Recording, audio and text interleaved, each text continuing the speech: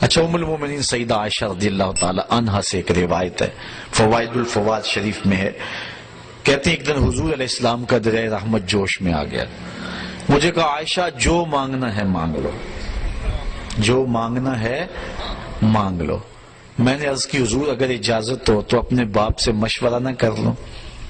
دریائے رحمت جوش میں ہے اور کہا جو مانگنا ہے مانگ لو، موقع بڑا اہم ہاتھ میں آیا ہے، تو اگر آپ اجازت دیں تو اپنے والد حضرت ابو بکر صدیق سے مشورہ نہ کر لوں؟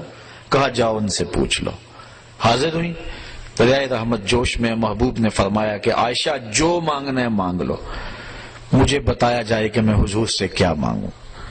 فرمایا عائشہ حضور سے عرض کرنا کہ معراج کی قربت خاص میں اللہ نے آپ سے کوئی راز کی باتیں کی تھی،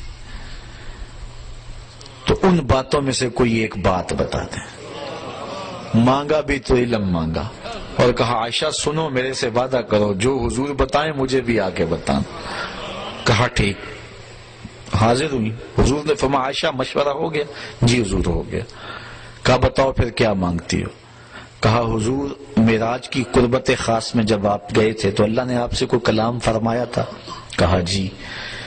تو حضرت عائشہ رضی اللہ تعالیٰ نے عرض کی حضور پھر ان باتوں میں سے ایک بات مجھے بتا دیں۔ حضور مسکرا پڑے، اس بات پہ بھی مسکرائے ہوں گے کہ میرے یار غار کا انتخاب کیسا ہے، اور اس بات پہ بھی مسکرائے ہوں گے کہ اگر راز کی بات بتا دوں پھر راز راز تو نہ رہا، لیکن خود ہی پہلے وعدہ کیا تھا جو مانگو گے دوں گا۔ تو حضرت عائشہ نے عرض کی حضور مجھے ان باتوں میں سے ایک بات بتا دیں۔ تو حضور فرمایا عائشہ سنو پھر، جب میں قربت خاص میں پہنچا میرے رب نے مجھ سے جو خاص باتیں کی ان میں سے ایک بات یہ کہ اے محبوب آپ کی امت میں سے اگر کوئی شخص کسی شخص کا ٹوٹا ہوا دل جوڑ دے گا میرے اوپر لازم میں بغیر حساب کے جنت عطا کروں گا۔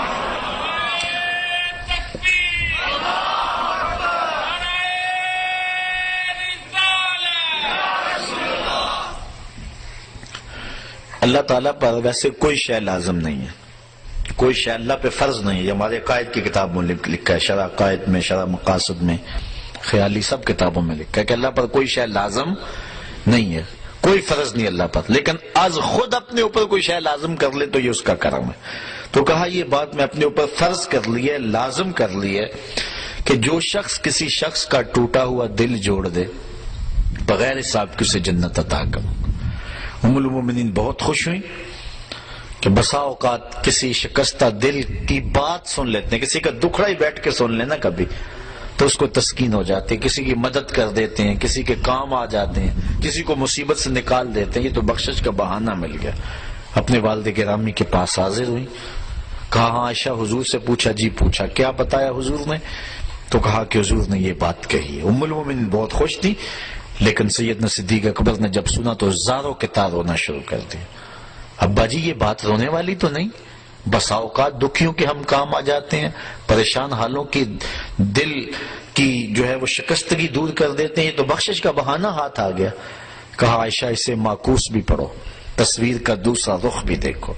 اگر کوئی کسی کا ٹوٹا ہوا دل جوڑ دے بغیر حساب کے جنت میں جائے گا، اور اگر کوئی کسی کا دل توڑ بیٹھے تو پھر تو سیدھا جہنم میں جائے گا۔ اس لیے میں ڈرتا ہوں کہ ہم سے کسی کا دل نہ ٹوٹ گیا۔ آج کے معراج النبی کے موضوع پہ ہونے والے اس اجتماع سے یہ درس لے کر گھروں میں پلٹنا، ہو سکے تو کسی کا دل جوڑ دینا، لیکن کسی کے دل کی شکستگی کا سامان نہ بننا۔ میرے اور آپ کے آقا و مولا نے تو یہاں تک احتیاط فرمائی، فرمایا اپنے گوشت کی خوشبو سے ہمسائے کو تکلیف نہ دو، یا تو تھوڑا سا پانی زیادہ ڈال لو اور شوربے کی پیالی غریب ہمسائے کے گھر بھی بھیج دو، اور اگر یہ نہیں کر سکتے تو ایسے زاویے اور ایسے وقت میں کھانا پکاؤ جب ہمسائے کے بچے سو چکے ہوں۔ چونکہ بچے اٹھ کے ضد کر بیٹھے اور ماں باپ سے انہوں نے مطالبہ کر لیا، غریب ماں باپ استطاعت نہیں رکھتے، تو بتاؤ ان بچوں کے دکھ کا علاج کس کے پاس ہوگا؟ وہ کیا کسی نے کہا نا، دوپہر کو سلا دیتی ہے بچوں کو وہ اس ڈر سے گلی میں پھر کھلونے بیچنے والا نہ آ جائے۔ لیکن ہم نے ان لوگوں کے درد کو کبھی سمجھا؟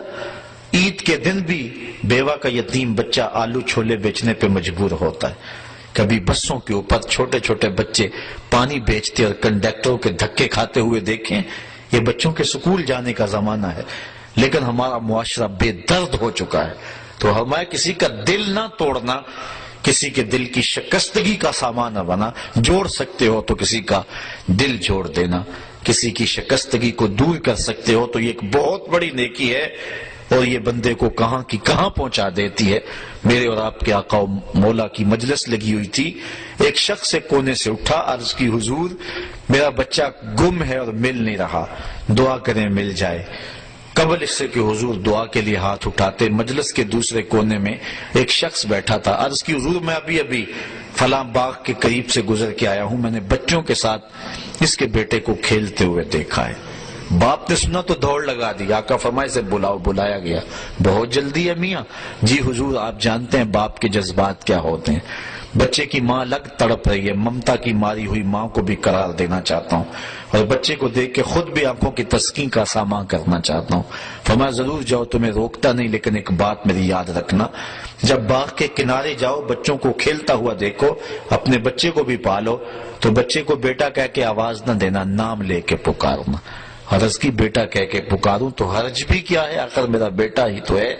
فرمایا تم بچھڑے ہوئے ہو اور تمہارے لہجے میں بلا کا پیار ہوگا، اور تم نہیں جانتے کہ ان کھیلنے والے بچوں میں ہو سکتا ہے کوئی یتیم بچہ بھی کھیل رہا ہو.